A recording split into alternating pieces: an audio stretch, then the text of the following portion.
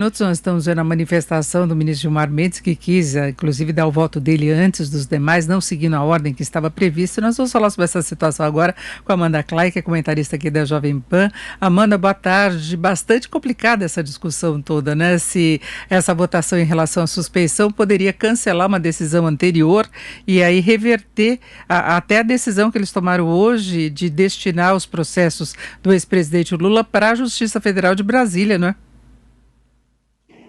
Oi, Denise, boa tarde a você, boa tarde aos ouvintes. Pois é, né, assim, na última sessão do Supremo Tribunal Federal, na semana passada, já tinha ficado decidido por maioria, por 9-2, anular todas as condenações, né, os processos e condenações do ex-presidente e remetê-los todos a outro foro, né, partindo do princípio de que o foro, a Vara Federal de Curitiba, não era um foro adequado. Isso ficou decidido.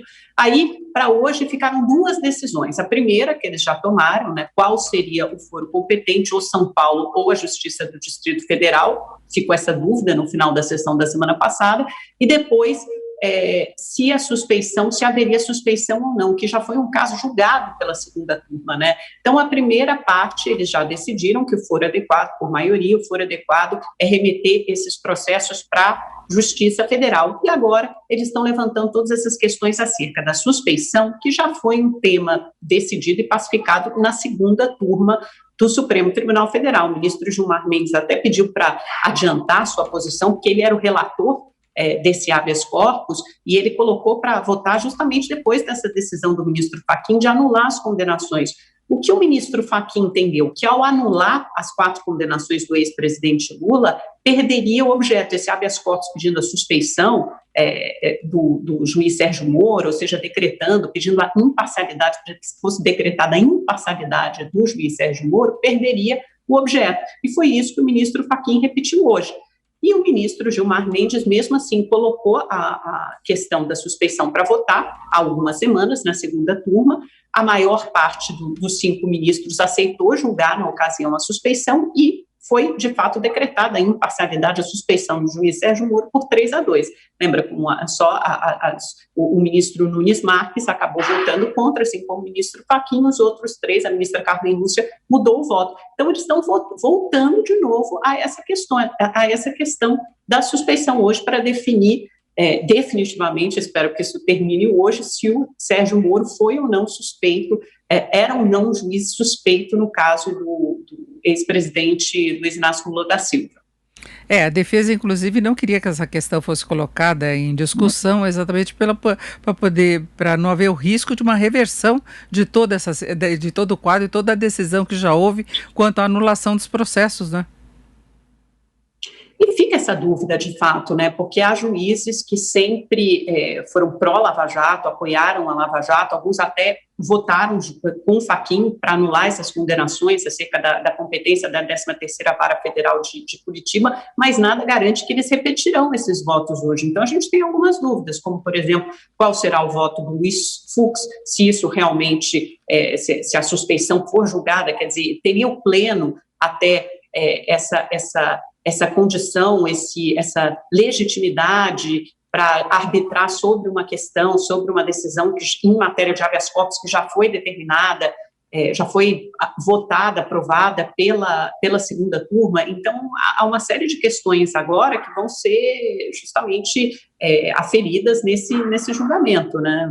Vamos ver, esse julgamento está mais difícil do que em relação à competência. Acho que em relação à competência a gente tinha certeza mais ou menos de como seria lá o xadrez do Supremo, mas nessa, acerca da suspeição do juiz Sérgio Moro, que pode fazer esse processo, as condenações do Lula, os processos do Lula voltarem muito mais casas, né? Voltarem praticamente a estaca zero, o que garantiria até a prescrição desses processos, porque o ex-presidente tem mais de 70 anos, então o tempo de prescrição é reduzido à metade.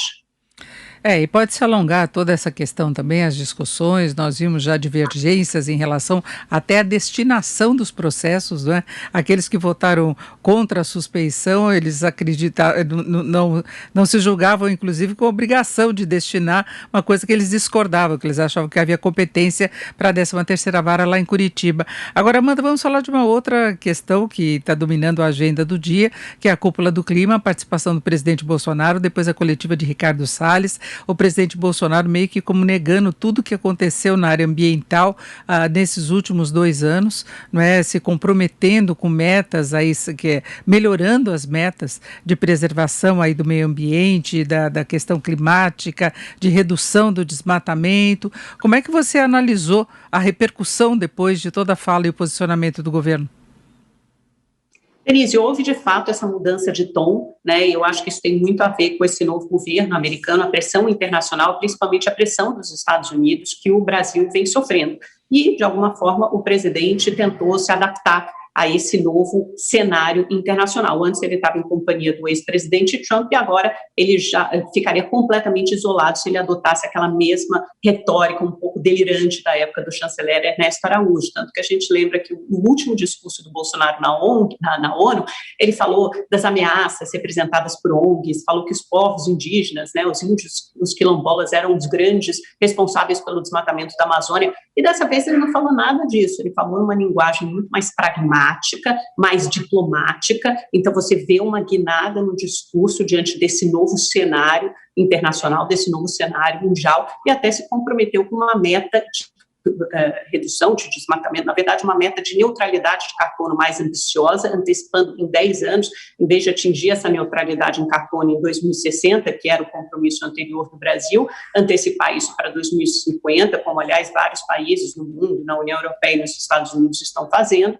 e também falou em reduzir, aí mais se comprometer com uma meta que já havia sido anunciada desde 2015, no âmbito do Acordo de Paris, que é zerar o desmatamento ilegal até 2030. Agora, uma coisa é o discurso, a retórica, outra coisa bem diferente é a prática. O filme que nós enxergamos, que nós vemos nesses primeiros 2 anos e 4 meses de governo Jair Bolsonaro, vai no sentido estritamente oposto, estritamente o contrário. A gente viu um aumento do desmatamento, uma aceleração do desmatamento, um aumento das queimadas, desmonte dos órgãos ambientais, IBAMA e ICMBio, redução do orçamento do meio ambiente, vai ter o menor orçamento desde o início do século, agora neste ano de 2021. Então, as políticas públicas, não há nenhuma política pública, não há nenhuma ação concreta que permita que o Brasil atinja essas metas. Então, o que o Brasil vai precisar mostrar agora, eu até conversei com alguns professores de relações internacionais, com o embaixador Rubens Barbosa, eles dizem o seguinte: olha, tudo bem, o discurso está maravilhoso, realmente a gente identifica essa mudança, essa guinada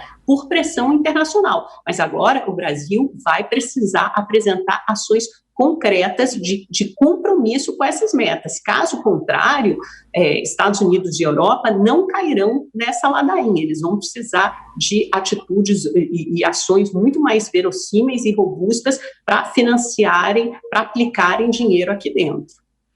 É isso, né, Amanda? E vamos continuar acompanhando os desdobramentos dessa questão ambiental, que não para com a realização da cúpula, inclusive que o Brasil está solicitando, né, declarando aí a necessidade de apoio financeiro para combater o desmatamento. E vamos acompanhar agora a sessão do Supremo. Por enquanto, uma boa tarde para você, que retorna mais tarde com mais informações e mais debate sobre esses temas, não é? É isso mesmo, até mais tarde, no 3 e 1 a gente se vê aí a partir das 17 horas. Obrigada, Denise, até lá. Até mais.